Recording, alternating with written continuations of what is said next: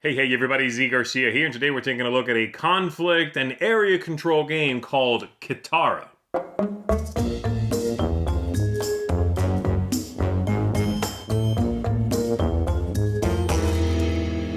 In this game, the players are going to be fighting over some terrain. You are going to be drafting cards. Those cards are going to tell you what units you get, how much you may move, what card you may draft next round, how many points you're going to score.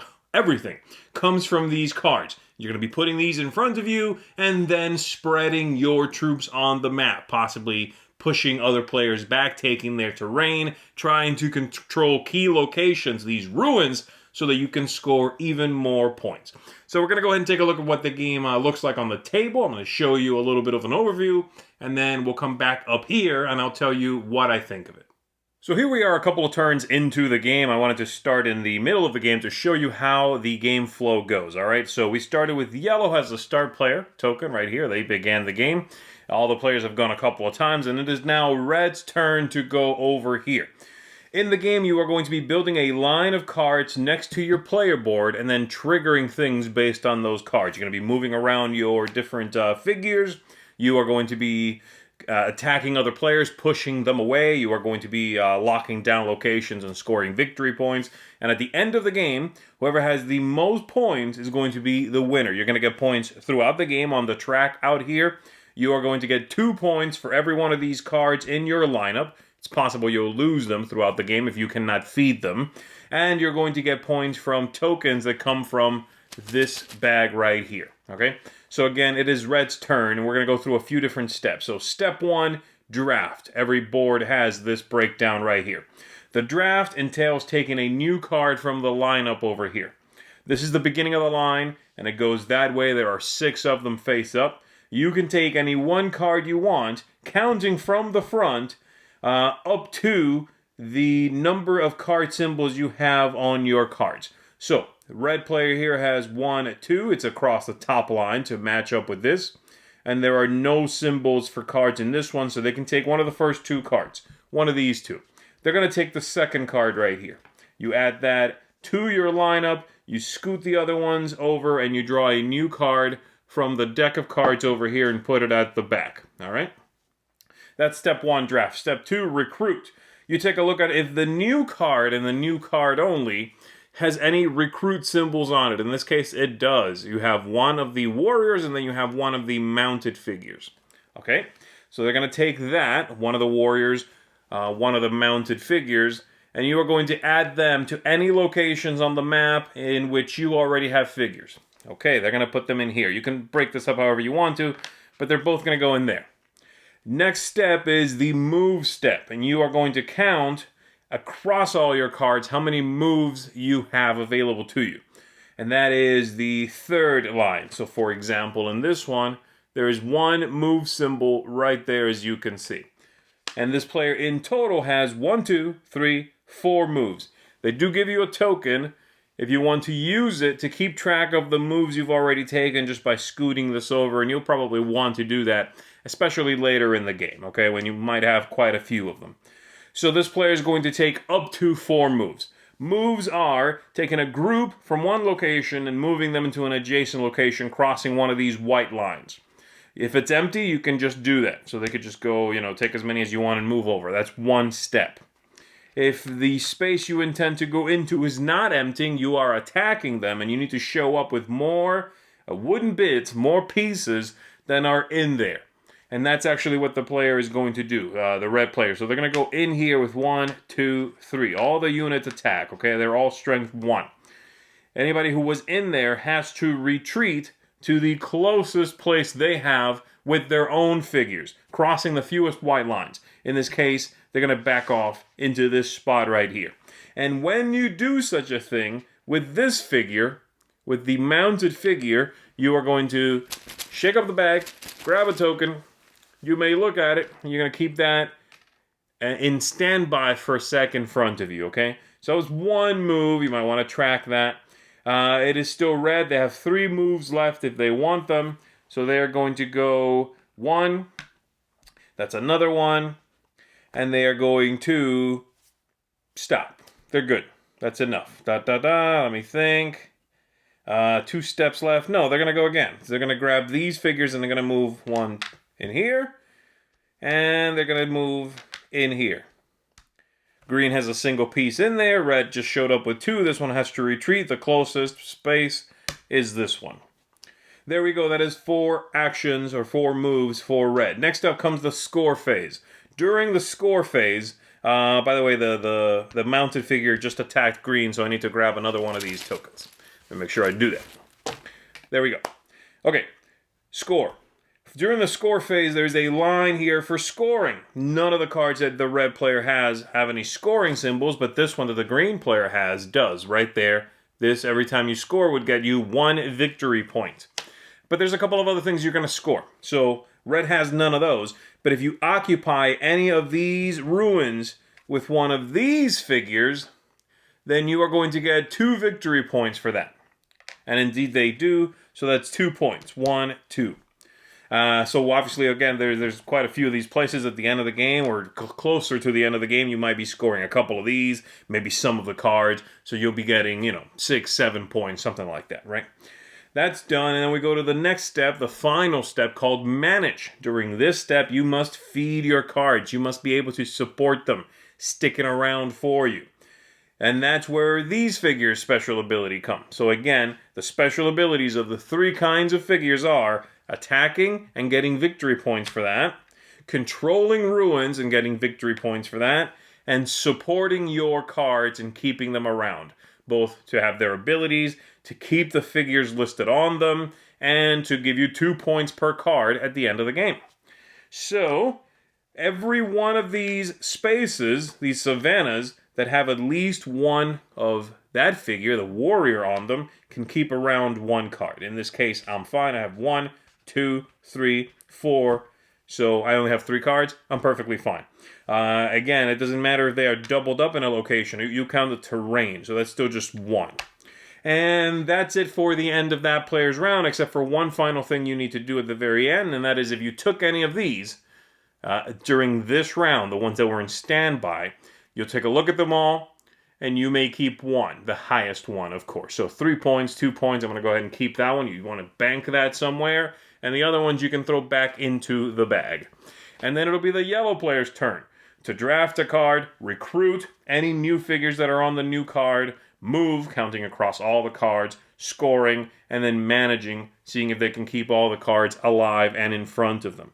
And that's basically it. This continues until you've gone deep enough into this deck that a card with a number 4 at the bottom shows up. So here we are at 3, but the ones on the bottom have a 5. That's not points or anything, it's just a clock in the game. And then once that happens, you'll play a couple more rounds. It triggers the end, and you'll score your final points, all right? So there you go. That's basically it. Any card you cannot support, by the way, during the manage step, you have to get rid of. And any figures on it, you must remove from the board. So the figure counts must be exact to what's showing on your cards currently. That's going to do it. The game comes with a board for 3 players, as shown down here. The back of this has a board for 2 players. And you also have a standalone board, which I'll grab here and show you, for 2 players, which is this one right here. So this little board you can use for 2 players, 3 and 4 on the back of that. All right, that's it. Let's go ahead and go back up top. Let me give you some final thoughts. That is Kitara, and the game is, as you can see from the cover here, the cover of the game is quite beautiful. It's very captivating, very action-packed. There's going to be some ferocious combat in it.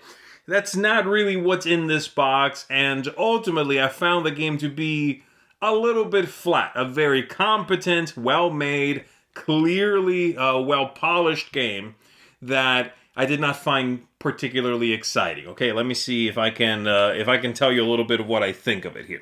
So we're going to start with the theme at the top. It's a neat idea, this idea of nomadic tribes traveling around, taking territory, controlling the locations. The rulebook talks about what you are trying to do is unify different tribes, and then instead, but the way to unify them, the rulebook sort of glosses over, is by pushing other people who want to unify you. How about just not fighting and unifying? But that's neither here nor there. Having said all that about the cover, what I said about the cover, what I said about the theme as it's described, the game feels very, very abstract. It is an abstract area control game with a theme on top of that to help make sense of a few things, certainly, but it could be probably anything, any time period, anything more or less in this vein would work, okay? The aesthetics. There's very little artwork in this game, and I mean very little, okay? There's the boards artwork. You have the cards, have one piece of artwork across the entirety of the cards, except for the iconography, they're identical. And then you have 4 player boards. As you saw on the table, I showed you 3. There's another one. They have a piece of artwork on them. And then the cover. So basically, as far as sort of a kinetic image, you got the front of the cover and you got the 4 player aids that just sit there. That's it. There's very little artwork here. So that's not, I think, something that, if the cover here hooks you and you're thinking, I want to play that game, I think, in my opinion, that game is not really the game that's in this box, okay? So be aware of that. Don't go in there expecting more of this gorgeous illustration, because you're not going to find it. I also think that, obviously, the cover doesn't fit what's going on in the game. The replay value is good. If you get into the game, I think it's going to be good. They give you 2 decks. There's a blue deck that I was playing with. They give you a red deck as well. They are very, very similar. There's not going to be wild differences between them. And the differences that are there are extremely subtle. And that's a word I have not mentioned yet in this review. But I think it's important that I repeat it. Because this game is, at the end of the day, very well tuned. Like I said, clearly a lot of work and polish has gone into it. But the game is, at its core, an extremely subtle game. This is not the kind of game that is going to wow you right off the bat, and I would even say I would caution you that you want to make sure you are the kind of gamer who enjoys a subtle experience, a game that can be won or lost by very small maneuvers. Then perhaps you're gonna dig this when you're gonna get into it, because the game there is nothing overt here that comes across as having done something great, having had a fantastic turn, that sort of thing just isn't quite there, okay? If you win, it's because of very minor things or because you got lucky with the token draws from the bag. That could also be why. So there you go, that's replay value. One final thing I should say about that is the game has a pretty silly insert, which looks beautiful, but it's one of those where here's the box, insert is lovely, and it goes, the wells built into the vacuum tray go to about there. And so the cards are good, but if you sleeve them, forget it. You got to throw this insert out. And then the wells that hold the game bits, the player colors, fit just right in there if you just sort of like dump them in. You put a bag around that, you better make sure it's a really thin bag and it fits the bits just right. And that's dumb. Just make the wells to the bottom of the vacuum tray. If you know the box is this big anyway, then don't do that. Just make them go all the way to the bottom. So, there you go. All right, game arc. The turns are smooth in this game. And I think learning how to play is very easy. The AP, the analysis paralysis, the length of the turns, how much you are going to be thinking about what you should do, especially in the second half, maybe the last third of the game. That AP is going to be crushing. Okay? You are going to, unless you are a machine or just don't care that much, you will have very long turns in which you're not doing anything, mind you, you're just sort of analyzing what you ought to do. Because in this game, and I'm jumping ahead a little bit here to tactics and strategy, everything is open. Okay, the only thing in this game that you do not know is what the tokens are from the bag, that you're going to pull from the bag, and they go from 2 to 5 points. That's the only thing, excuse me, that you are not going to know the outcome of. There's no There's no combat that if you go into it, you don't really know the outcome of. There's very little of that, okay? So just be aware of that. And so you can, if you want to, look at it and figure out what the optimal turn is. If you take all the time in the world, you will find some move that maybe nets you one more point, okay? That's what I'm saying. So the AP, analysis paralysis, is going to be really nasty. The ease of play, as I said, is good. I think the game has a good layout. The cards have a good layout. The icons used are clean. Everything makes sense. I had no issue with the ease of play here. Lastly, tactics, luck, strategy. As I said, everything you can affect, and I use that very specifically, that you can affect, is open information. You can take the time to puzzle it out. What's at play does not seem, to me, obscured enough to make the game move at a nicer clip, okay? The only thing that's random is those tokens from the bag. And yes, if you attack more with the mounted figure, you get more of them, you can keep a better one. But you still could attack 3 times and get a 2, and a 3, keep the 3, and then the next player attacks once and they pull a 5 and they keep the 5. There's a little bit of a...